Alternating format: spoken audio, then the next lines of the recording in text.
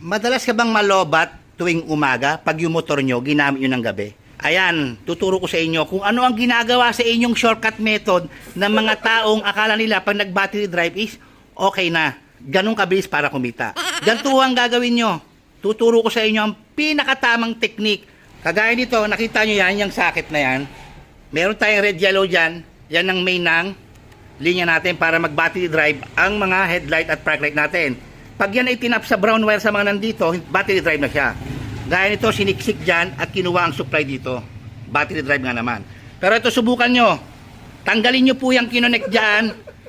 Itong yellow na to, kunin nyo rito. Hiwain nyo. Putulin nyo. Yung paakyat, itap nyo po dito sa linya ito, mga kabekis. No? May kita kayo dyan pagbiletan nyo. Kulay pula at kulay brown na wire. Sugatan nyo yung brown na yon, huwag nyo hayaan maputol. Yung kaputol na pinutol nyo rito na yellow, red na wire, yung paakyat, itap nyo po doon. Make sure hinangin nyo, secure, hindi maluwag, hindi naglulus. Battery drive yan. Kahit magpustahan pa tayo kabekis, hindi ka na magkikiklobat sa umaga. Ganon ang tamang pagbabattery drive, no? So, wala mga may alam para sa inyo, good day kabekis.